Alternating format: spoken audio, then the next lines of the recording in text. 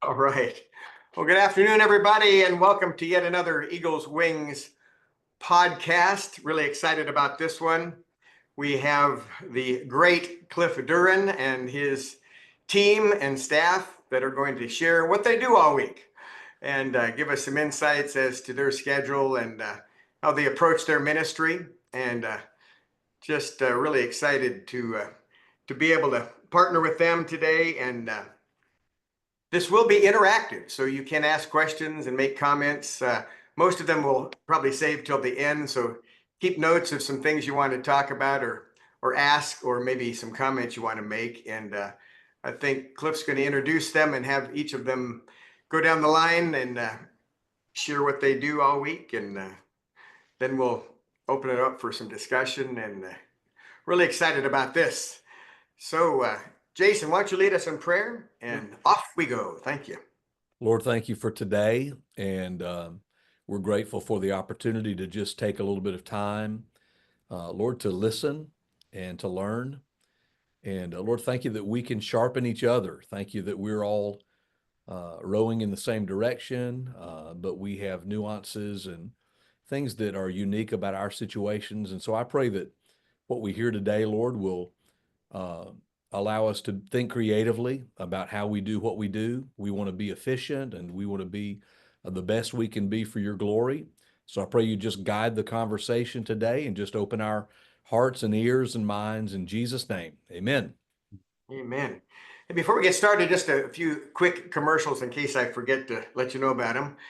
Cliff has been arranging madly the last 3 or 4 weeks. We just wrote a patriotic musical called In God We Trust that we are premiering at Kennedy Center this July 3rd. And a great work. Cliff's done an incredible job. And did you know it's the 250th birthday of America next year? So this releases to the public September 1st, recorded by First Baptist Dallas and narrated by Dr. Jeffress. Really excited to be part of this.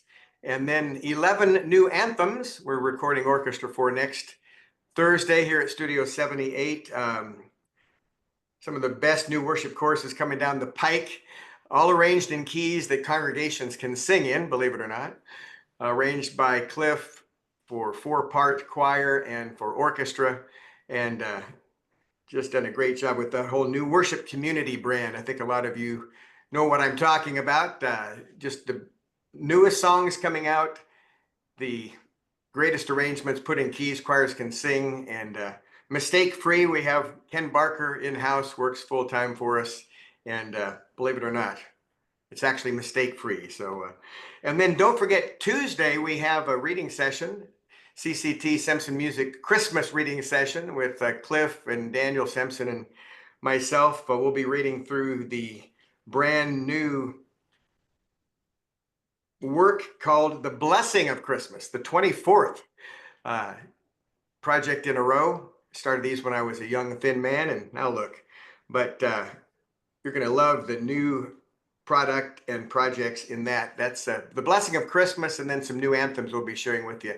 That's Tuesday at 2:30 to 4, about an hour and a half session. So, but good. We never get to see what each other does during the week since we're so far apart and since we're doing our own thing. But I'm excited about this. So the staff can kind of share what they do and how they approach it, and we can learn from each other. So Cliff, take it away, man. Here we go.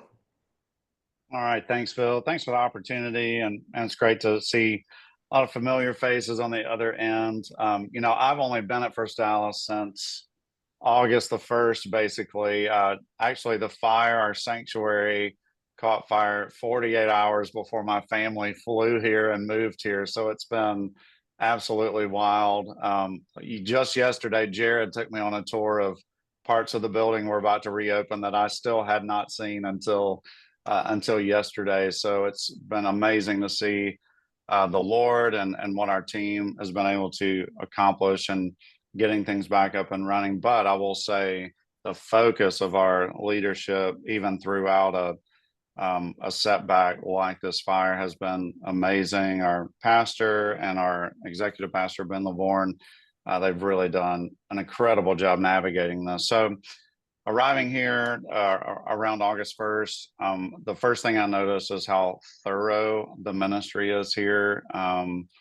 And what I mean by that is every lane, and you'll meet a lot of these folks today who've just become such trusted friends and teammates in the last few months. But every lane of ministry is thought through so thoroughly, and their approach and the framework that's been set long before I ever came has been so helpful for me as a new staff member, but even as we're onboarding new choir members, new orchestra members, finding new volunteers, finding new teammates in our band-led service, incorporating more children in our children's ministry. So the word, and I think you'll hear that as our team shares in just a minute, really is just thorough. So I really thought I would love for these guys to share. I just asked them to share a little bit about their lane specifically, and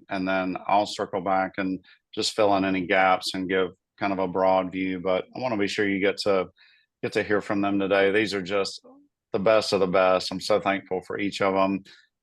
So I'll get started with our longest term staff member who's been here way longer than me and longer than most people on our staff, even though he's a young man. Jared Blackstock is our associate minister of music, and he spins a lot of plates and wears a lot of hats. So I'm curious to see what he'll choose to share, because he could really go in a lot of directions. So Jared, I'll hand it over to you, buddy. Thank you, Cliff. Hey, everybody. I've been on staff here about 23 years. I started as an intern when I was in college under Eddie Farguson, doing stuff with the orchestra. And then once I graduated with my master's, the church hired me full time. I've done just different associate kind of roles. Almost done everything in the music office before, except lead preschool choir. But I have filled in occasionally for that. But my current role as associate minister of worship, I do a lot of administrative things for the office, handle all of our budgets for the office, and prepping those and keeping us on track. I do a lot of things with Cliff for the choir specifically. I help fill in for rehearsals as needed on Wednesday nights, or even on Sunday morning, kind of prepping as we warm up. I do play in the orchestra. I play trumpet. So I work with Joe in the instrumental side of things as well. One of my big responsibilities is doing all of our tracks for the choir and orchestra led service. So I'm getting all of those prepped every week, and even working into the future. I work in Pro Tools primarily, but export everything out and use Digital Performer on Sundays just for our service flow. It works best for our room. And then along with that, I'll record our kids choir or our student choir for different projects, for having stems, for extra support in the worship center or in a different venue for a musical or whatnot. So I do a lot of recording with that as well. I also interface with our worship production team, which is media, video, lighting, audio. Kind of coordinate with them, making sure they understand the flow for the services and any technical needs that they have. Kind of their point person throughout the week.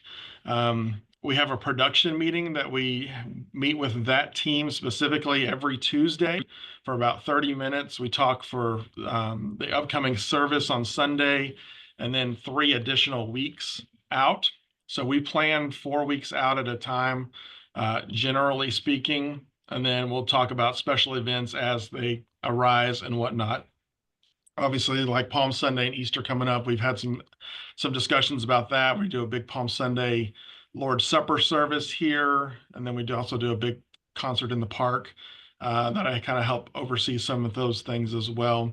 I do also help with all of our special guests, musical guests that are on campus, in terms of, especially for the worship center room, which is where choir and orchestra are. kind of lead the point on logistics for them, also interfacing with music and coordinating that with Cliff and the artist, and also take care of any of their backline needs. So I do a lot of logistical things as well. I also help with a weekly meeting with our kids choir and preschool choir team as well, kind of help oversee them, make sure they're on track. Again, doing a lot of interfacing between our media teams with our groups as well. So that's just a highlight overview. I'm sure there's questions and I could go on for a lot longer, but I don't want to take everybody's time. So that's what I do in a nutshell. It's awesome, Jared. Thanks, man. Well, yeah, I like Phil's idea. We can hold those questions and then we'll all still be on here after everybody shares. So, great behind the scenes look though. Yeah, Jared is lots of nuts and bolts for sure. Joe Harden is about to celebrate 11 years as our instrumental minister, and I'm so grateful for him. And so, Joe, why don't you give us an overview of your lane here? Okay, I do. I'm Joe Harden. I'm the Associate Minister of Instrumental Music, and I do everything related to the instrumental ministry. We have an orchestra. We have about last time I counted every head, we had about 100 people enrolled in the orchestra ministry.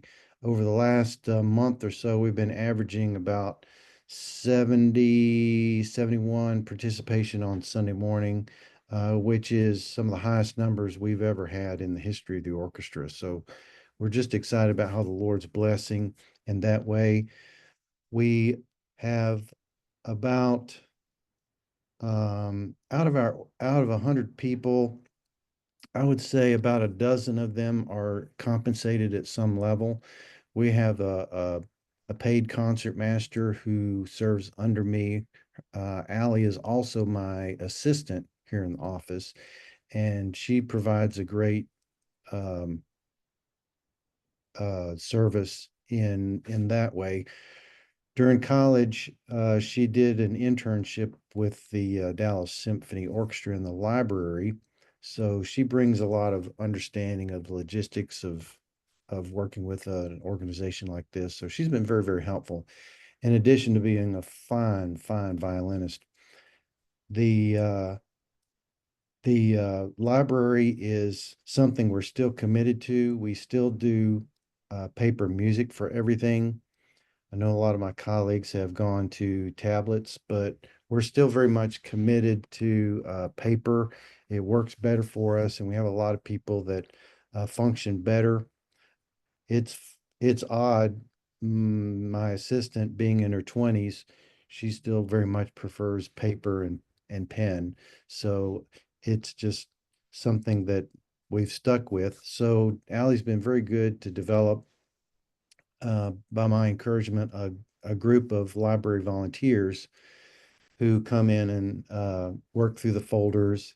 And in a ministry like this, where we're doing 5 new selections every Sunday, there's just a lot of music to go into the folder. As we're getting closer to Easter Sunday, Palm Sunday, there's even more music. And when you've got one of the world's most prolific church music writers as your boss, you're going to be playing a lot of new charts from time to time. So she always has her hand full getting those printed and ready for the orchestra. So there's just a lot of work that goes into there. In addition to her, we have a paid pianist. We have an aux keys player. We have a paid bass player, a paid guitarist. And then we have, in addition to Jared and I who are on staff, we have 7 string players who are a part of a program we call our String Scholarship Initiative. And so these are anywhere from junior, senior, high schoolers up through graduate programs. We have several graduate programs in the area. Southern Methodist University is a top one, University of Texas at Arlington, and then a little bit farther away in Denton, we've got the University of North Texas, really good programs. So the Lord has blessed us with some some fine Christian students who are part of our orchestra, and they are compensated at a low level and keeps them involved in the orchestra. So with that initiative, that really has boosted our string section. It gives us to where our string section is probably about 20 players on a pretty regular basis. So the Lord's really, really blessed us there. In addition to all the things we do on Sunday morning, our players really need something over and above to challenge them and get them enthusiastic. So this year on May the 4th, we're doing a orchestra only concert. So we've got a lot of selections that we do there. It gives us a chance doing something on a Sunday evening that we can do things out of the ordinary. This year, since we're dealing with May the 4th theme, of course, we're going to have to pull out Star Wars with May the 4th be with you. So we're working on several movements from the Star Wars suite, and we're also putting together a classical piece. We're going to do Night on a Bald Mountain this year. So that's something we always kind of look forward to challenge us and work with us. So this is the bulk of my responsibility, working with the orchestra, ministering to them, shepherding the ministry, working with our people. The orchestra is growing. We've had 3 new members in the last couple months. So we're very, very excited about that. In addition to the orchestra, I teach the music and worship Sunday school class. So the way we do it on Sunday morning is we finish the anthem in the first service, and we have probably, depending on how the services line up, about 30 minutes to get in there and have a Bible lesson. So we go through the Explore the Bible curriculum with that the rest of our Sunday school is involved in. So I come in there, teach a quick lesson, and then we're back to getting ready for the second service.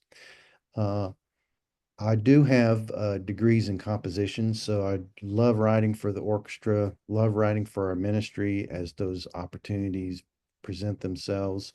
I've done several things over the years, and I think in a few weeks when we got Matt Redman was able to orchestrate one of those songs. So we're continually doing some things like that that I really enjoy working with. I think that's the nuts and bolts of it.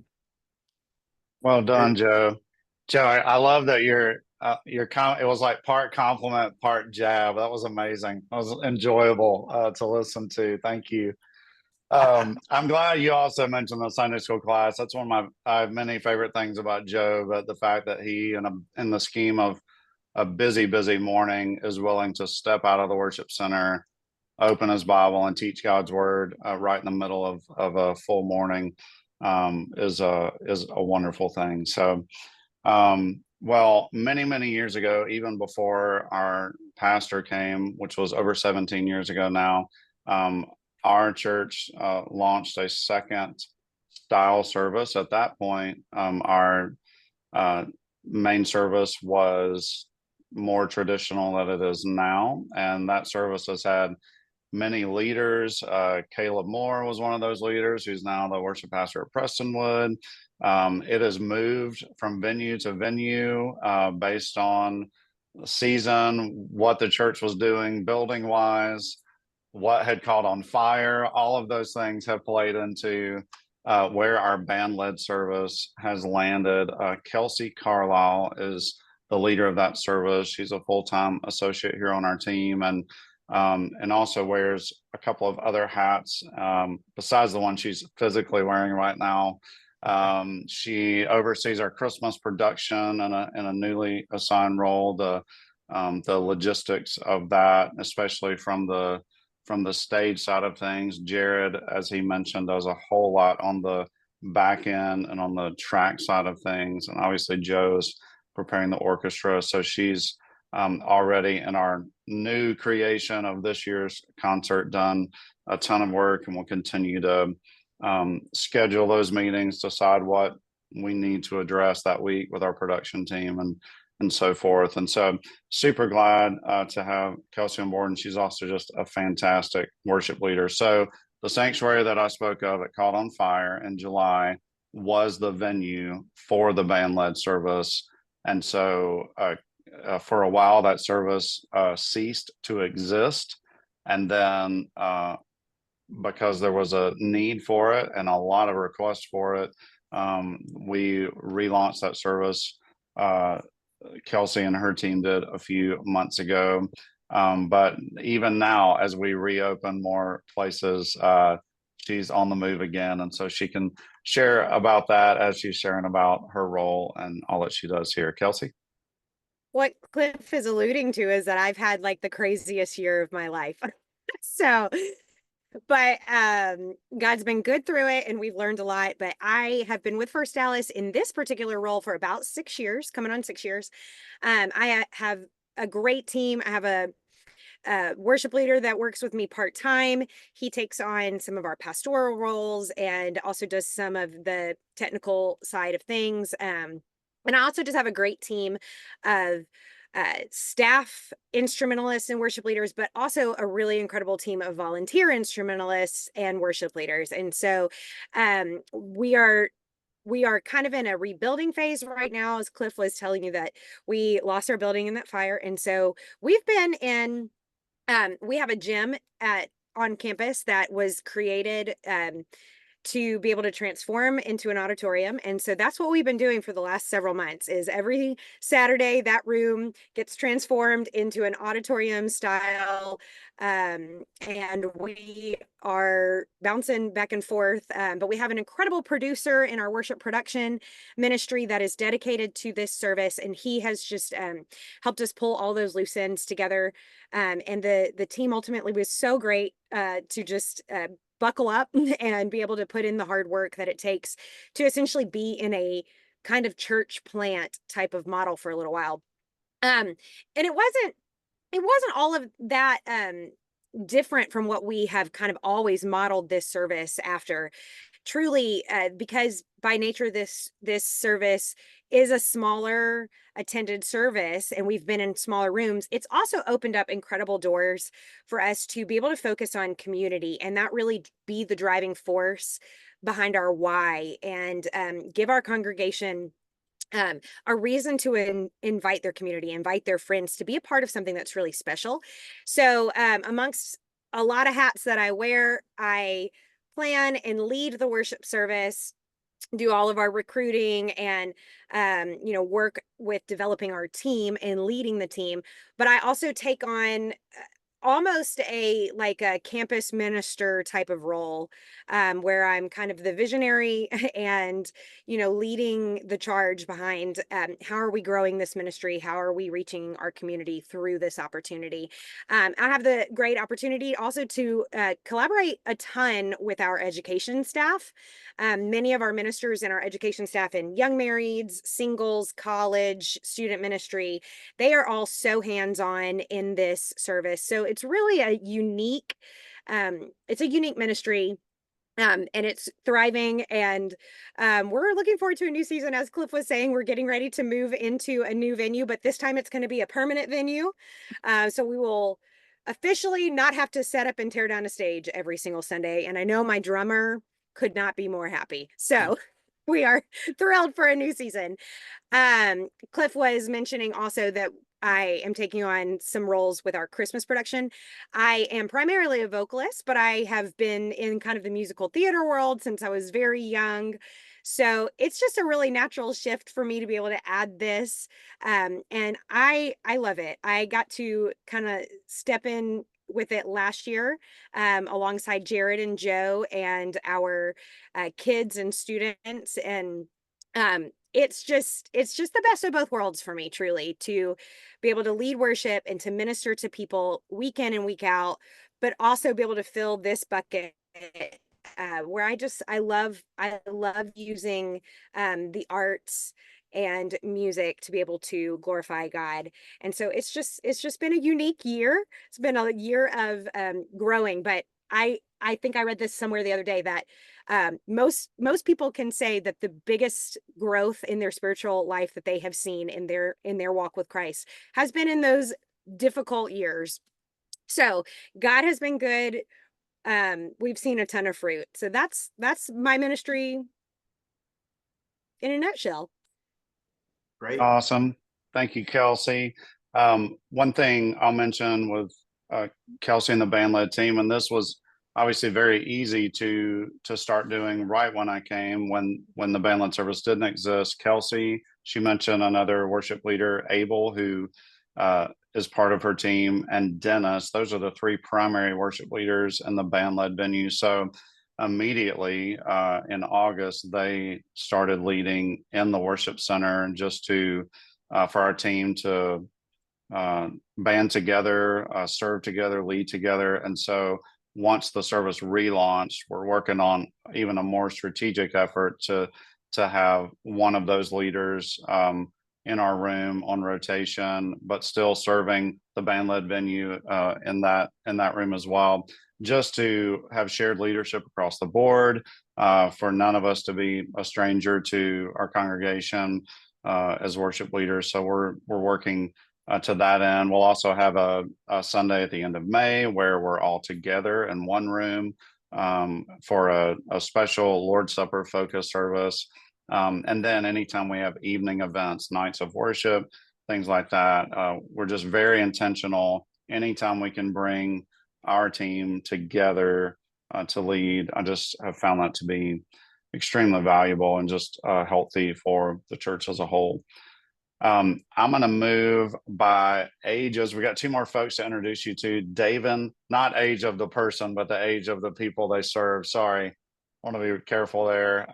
So David Hutchinson is our student worship minister. David serves on our discipleship staff. So he's technically not, as far as the org chart goes, he's not on our team, not on our hallway, but he is the absolute quintessential team player. And I feel like he's one of us because he works so hand in hand and so intentionally with the worship ministry as a whole. Student worship, our worship choir for students, is a part of our Christmas productions. They're active in lanes that are involved in music and worship and not non-exclusive, but yet they serve the discipleship staff so well.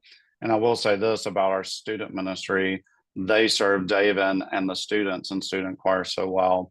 And I know he'll be able to speak to that. He's fresh off a plane from Japan less than 24 hours ago. So I'm glad. He may not remember this podcast, but he can go back and watch it and see what he said later on. So David, take it away, man. Thanks a lot, Cliff. So name David Hutchinson. I've been at First Baptist about 5.5 years. I think I came only a couple months after Kelsey, though I think we came both in 2019, I think. So, and man, this really been a blessing. Feel like this, I've always considered a blessing to be able to work as a musician, and then I get to work for the Lord on top of that. So, so my responsibilities have to do with anything with students and music. So, a big part of our program is our student choir. And what we say is we have about 120 students, and which is true. I actually think we have more than that, probably like around 150. But in terms of attendance, we run in the fall, we run about 110 students in the fall. And then in the spring, we run about 90 students. And then we're blessed to have about 25 or so volunteers that assist with that program. And so student choir meets on Sundays at 5:30. And we prep for music really before the fire. Band led, the service that Kelsey leads was our home. And so we would be in there probably 3 times, could be up to 4 times a semester. And then we would also sing one time in the worship center. And so that's kind of been reduced because of the fire, but still looking forward to starting that back up. like Cliff said, we also sing for our Dallas Christmas Spectacular, and that's something our students look forward to. And then, so that's kind of our big preparation for the fall. And then for the spring, our big, what we're preparing for is mission trip. And so we take the students on a mission trip every July, and we take about 60 of those students or so. And so it's been a real blessing to lead that since I've been here. And so what I was going to probably mention was like, what do we do stylistically as a group?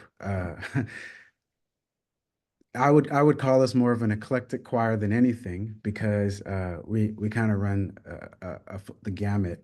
So we can sing like modern worship music. We do a little bit of choral music. We'll do gospel and hip hop. And so really my goal has just been, man, I just want to get these students to love singing to the Lord. And so I'll do whatever it takes for that to happen. And so that's a part of my job. And then the other aspect of it would be our junior high and high school services on Sunday morning, and then our Wednesday night youth services that is combined. So we have adult volunteers and student volunteers, and we also have paid contractors for all of those services. And so that's really a big part of my job in a nutshell. Good. Awesome, David.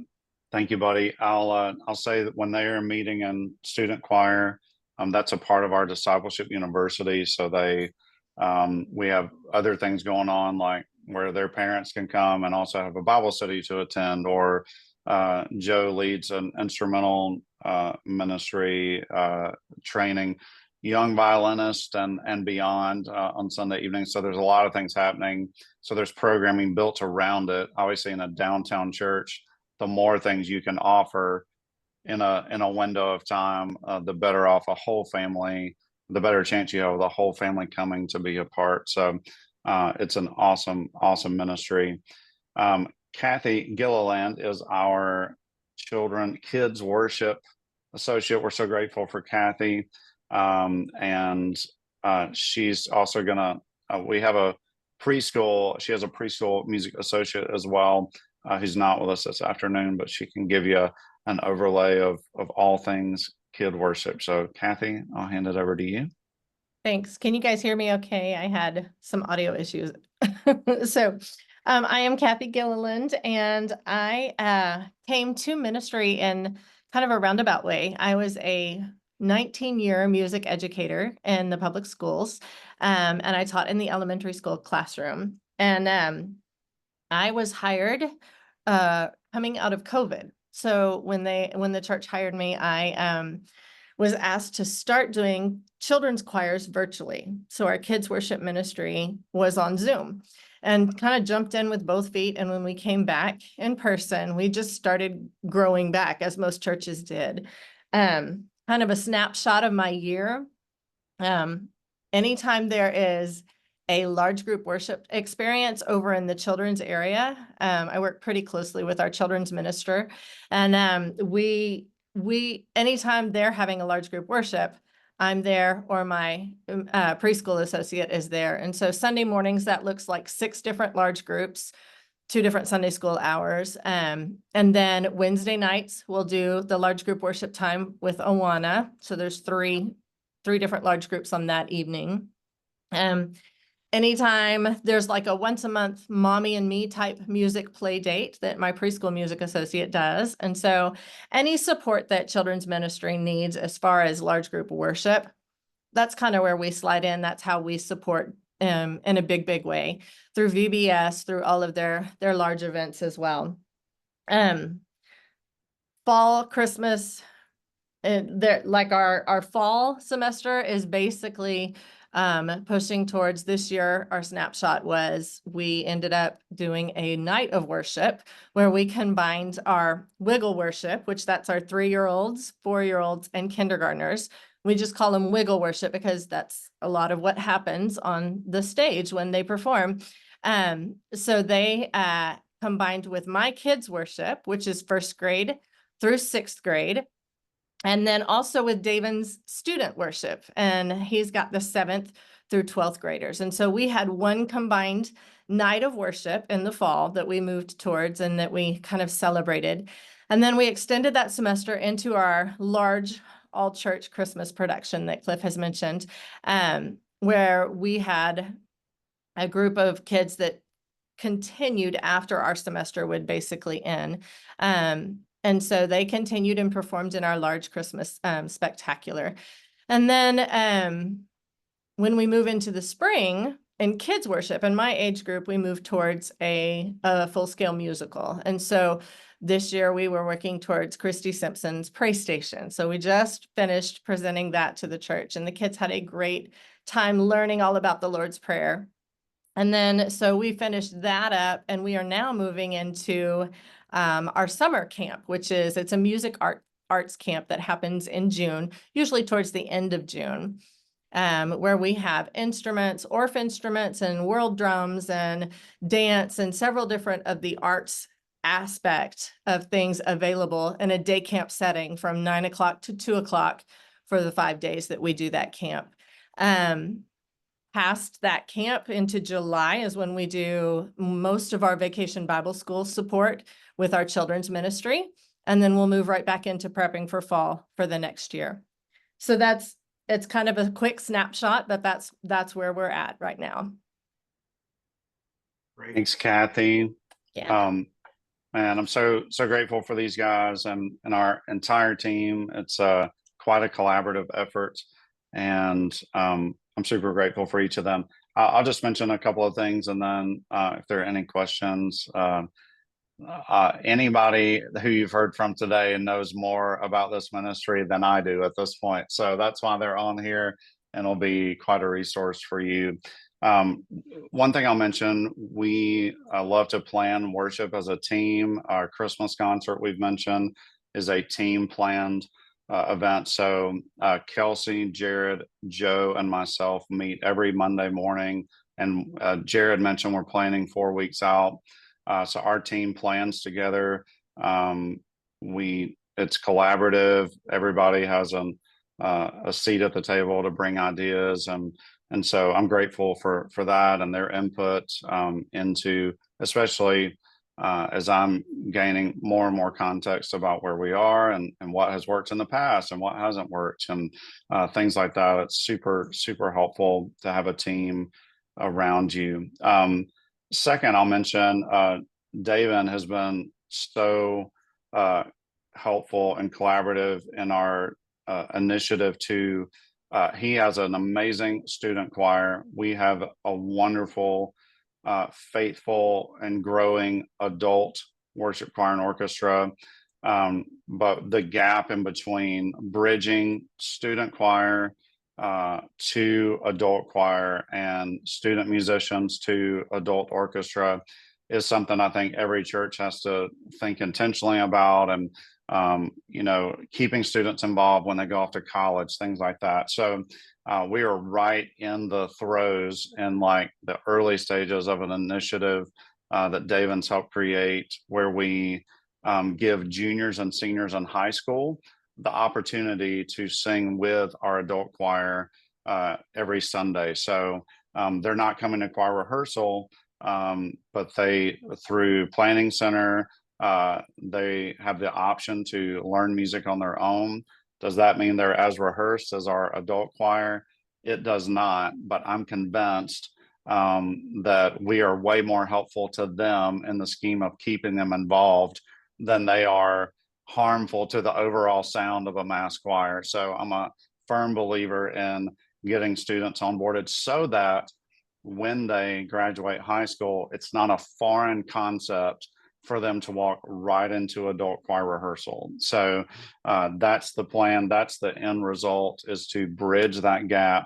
And then one step further, when they go off to college, anytime they're home, it's totally natural and completely normal for them to walk into rehearsal, for them to come in on a Sunday, grab a choir robe, and be in the choir loft. So we're also working with Jay Sedgwick, who's our college pastor, to recruit students coming home for the summer. So they have a good 3-month window to be plugged in. We have rehearsals during the summer. and sing on Sundays, every Sunday, 52 of them and beyond. So they have opportunities to serve during the summer as well. And so we're trying to help bridge the gap. We have a generationally healthy choir, but we want to be more healthy, specifically in that 20s range. So that's what we're working towards right now. And David's been amazing with that. One other thing I'll mention that our choir and orchestra greatly benefits from, and Jared would have to give context to this historically, but our shepherd ministry is absolutely crucial to the growth and overall health of the choir and orchestra. We have lay member volunteers who are assigned, they do a 1-year commitment as shepherds in our ministry. So we have several shepherds among the choir and orchestra. They're responsible for their vocal section or their instrumental section. They're the ones who notice when you're not here. They're the ones who are reaching out when they see you've missed, or they're the ones that are available to you when you've got a prayer need or when you've got a question about the ministry or something coming up. And I have found that just to be I've dreamed of things like this, but I'm telling you, this ministry that was created here, but way before I came, has been super helpful in keeping people connected. There are so many people in this ministry, but our shepherds, they are the glue, keeping everybody on the same page and on the same path. So I'm super grateful for that setup. All right, Phil, that's the overview, man.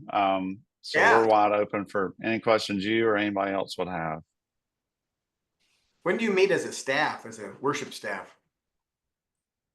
Our worship staff meets on average of twice a month. We meet on Tuesday mornings, and that's a combination of going around the table department by department and just getting updates. Like we all want to be able to answer any question, any volunteer would have or any church member would have. So it's important to us to know what's going on in each ministry area, and then to be able to speak into those areas and help where we can. So that's part of the meeting. And then we are almost always reading through a book together.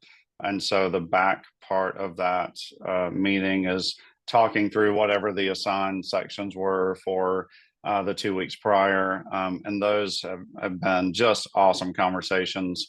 I'm so grateful for our team and them digging into that. And those are, I've only been here a few months. Those have ranged from books on, relationships, how to serve others, and then we're reading a productivity book right now that's been super helpful as well. So yeah, every other week. Good. All right. Feel free to make any comments or questions. Go around the horn here. Hey, Cliff, and worship awesomeness people of all the things in Dallas. I love the shepherding idea you just talked about. Can you share a little more about the selection process, or how you go about vetting those people and knowing that it's getting done and these sort of things? I mean, I realize there's some things they're done because of the way people respond, but just curious, with all the people you're looking at, how do you pare that down, and how does that work? So we have a committee that forms about every July, about 6 or 7 of us, a couple of staff members and a couple of the lay leaders who have been around for a long time, who know everybody. We sit with the choir directory and we just kind of go and talk about options. Because our choir is so large, we have like 3 first soprano groups. We try to keep it between 20 and 25 people per group, so it's not overwhelming to a volunteer to try to manage. And so, some groups have 3, some have 2. It just depends on how many are in the total section. But so we've basically, a lot of people who have been around a while are picking these people, and they kind of an unwritten criteria. They have to be a member of the choir for at least a year They have to have, at least kind of 80% attendance to even be considered. And we would just kind of watch them throughout the year or so.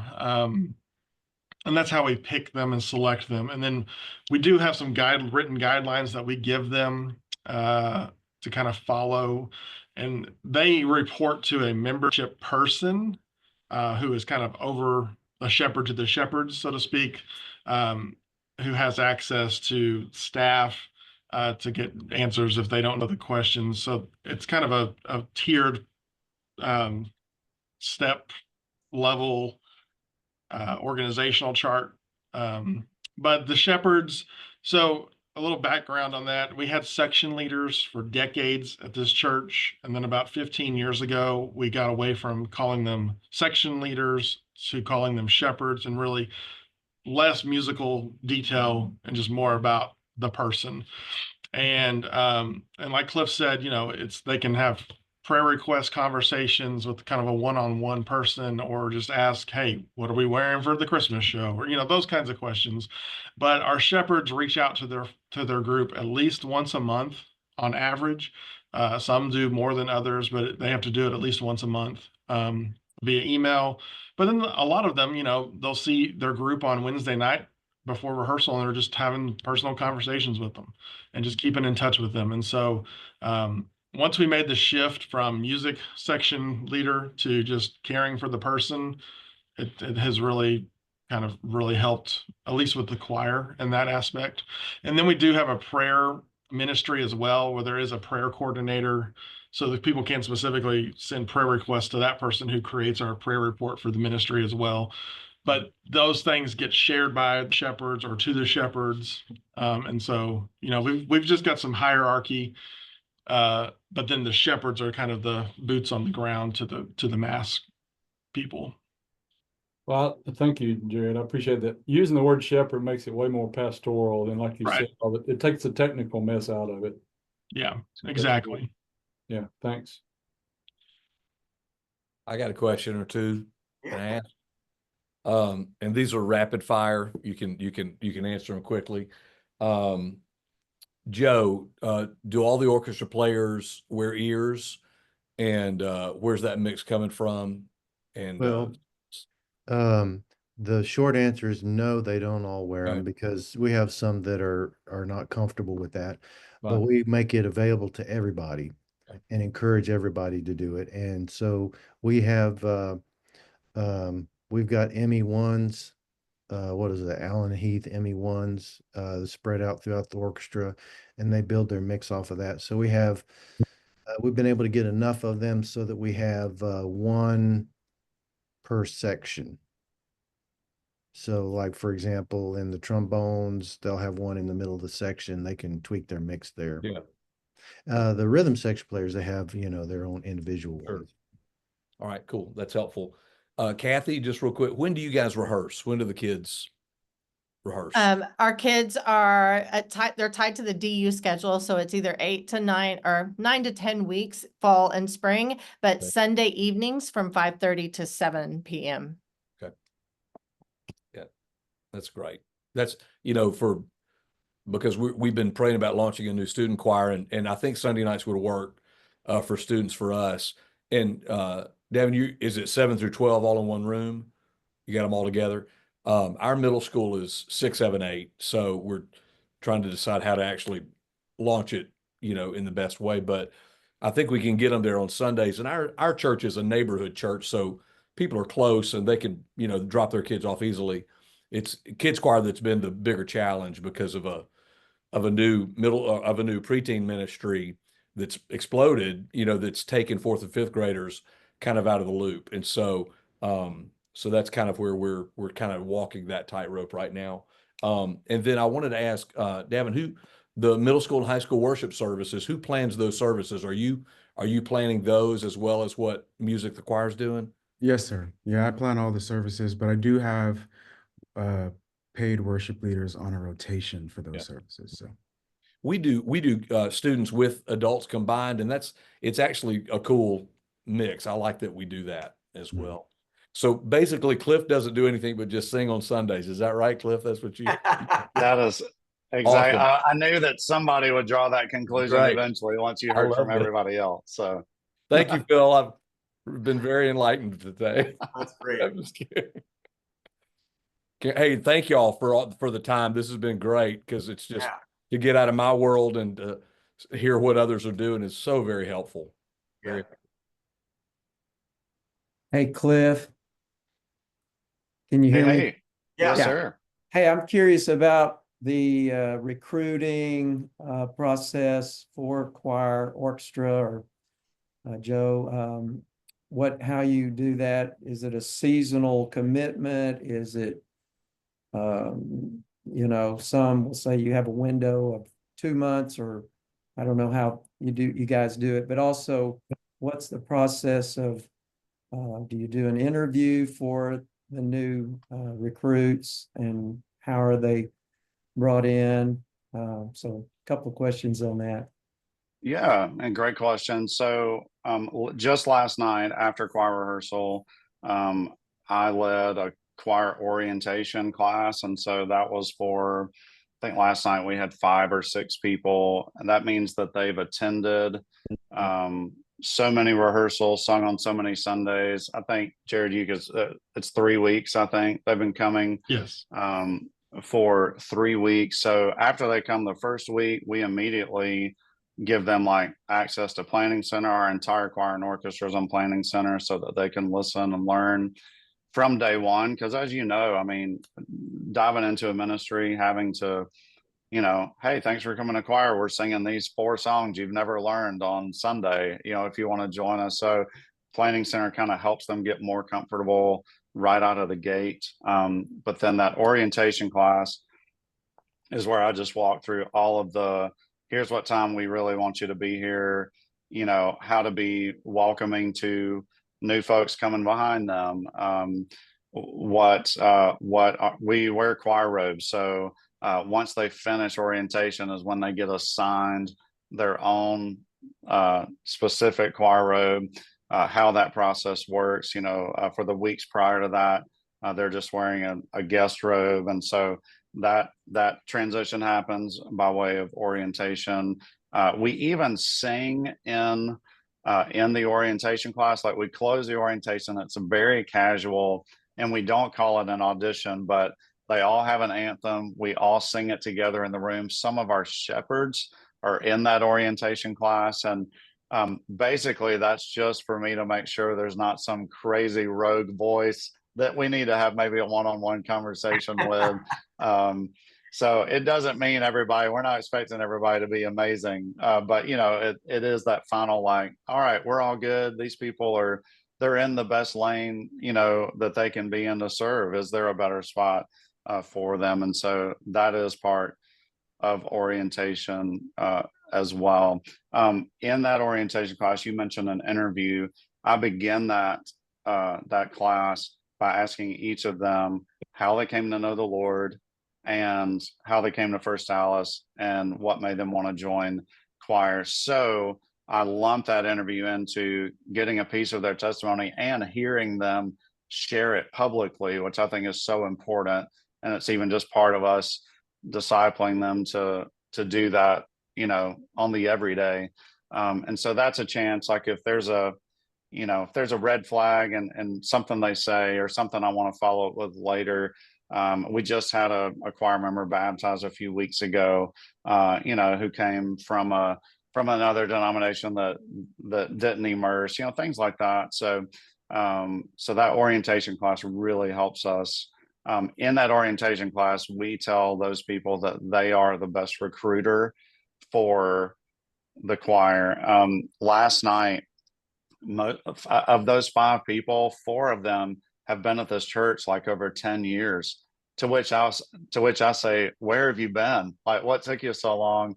But it's encouraging to me to know that you don't have to be a brand new member of First Dallas to get plugged in. Some people have just been waiting to be asked. They've been waiting to be invited. A guy in our prior orientation class just was in a Sunday school class with another guy in the baritone section, and he brought him along with him one Wednesday night. So we really lean on the personal invitation.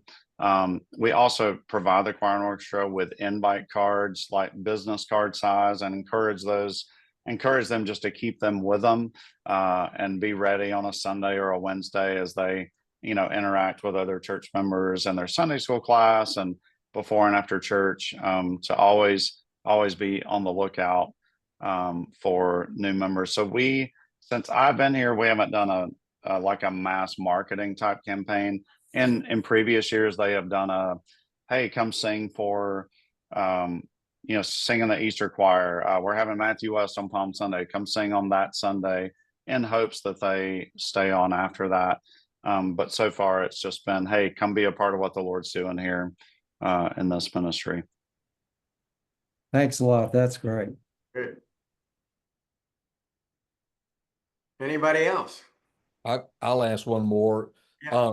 Cliff, do you guys differentiate between Kelsey's service that she leads and yours? Terminology is something that we always try to rein in a little bit, and our choir and orchestra service is not as traditional as it used to be, so that it's definitely moved a little bit. So we call it like it is. We call it a choir and orchestra service, and we call it a band-led service. Do you guys do a similar thing? Is it based on location, sanctuary service? What's your terminology? We do the same thing. The band-led has had other names before, but Right. it is now just descriptive. Like, what is it? It's the band-led service, and 9, 15, and 11 in the worship center are the choir and orchestra services. Because of the exact same thing you just said, as the choir and orchestra service progresses, to try to do a style label, we just don't feel like is either accurate or even clear, for people visiting. I'll And add. it totally works until the pastor stands up and says, "Yeah, they're from our contemporary service." Then you're like, "Oh shoot." We get called the wrong thing sometimes still. Yes. But I'll add to that, like in my ministry, as I'm recruiting people. So when I'm recruiting worship leaders, I also call them the front line. They're the band-led front line, just like the choir and orchestra has a frontline worship leaders. And also we as the band, when we're leading worship for other things, we go by a different name. We're just the First Dallas Band, just so it's a little bit more clear that we are kind of a group as well. So Hey, Kelsey, and along those same lines, do you guys blend your service like the other service does, or is it a little more lean to modern? we are, I would say we lean more modern, but we use hymns frequently, like on a regular basis. And I pull music from decades back. We don't do just stuff from right now. So Thanks. Good. Anybody else? Do you guys do a big retreat, Cliff, to launch into Christmas, or is there a gathering ever where everybody's all together for food or for something like that, or do you introduce things just on Wednesday nights in your rehearsals? So a few answers to that. This ministry, they are the masters of fellowships. That's what I learned pretty fast. So they're real strategic in those, and those are always choir and orchestra fellowships. So it could be as casual as Blizzard night. That's a huge success, and it's just right. We end rehearsals a little early so that there's just hangout time afterwards. Our retreat so far has just been an on-campus retreat in the fall, and that is our Christmas kickoff. It's also our exchange of officers. So we start the morning separate choir and orchestra, and then we all come together and we celebrate last year's officers. We launch the new officers, and we celebrate key volunteers. This year we celebrated somebody's 60th anniversary of being in the choir. Right. And we do those from, I think, 10 years and up. So making those big anniversary marks, all of that happens at our fall retreat, which is also a kickoff for the fall. And from that point on, we add Sunday rehearsals for Christmas for choir and orchestra. We feed them lunch, keep them here on campus, instead of dropping all of that into the Wednesday night schedule, as to not hinder, Sunday prep. Good deal. Well, special thanks to the whole staff for sharing with us today. And there's a lot of things I love about First Baptist Dallas, but one is they embrace who they are. They don't try to be somebody else. And our home church is First Baptist Hendersonville, where Jason's at, although we're not there very often. But again, they embrace who they are. With our staffing company, we find so many churches or a pastor goes to a church and he tries to change the DNA of a church. And people come to your church because of the DNA. So why not just make it the best you can? And you can offer contemporary services and different type services. But man, what I love, you watch them every Sunday and man, they embrace who they are. And you can always be assured as a congregation member, it's going to be great quality, great worship, and you will be led in true worship by a choir that sings with great, great passion. And I applaud all you guys for embracing who you are. You can't be someone else. And I don't think God honors that anyway, trying to be someone else. But something else that has impressed me about First Dallas, we were there to make an announcement about the Christmas trip about a month ago or so. And that was the night they gave out attendance awards. And I mean, at least, Jared, it must have been at least half the choir got an award of some kind. And one lady had not missed anything.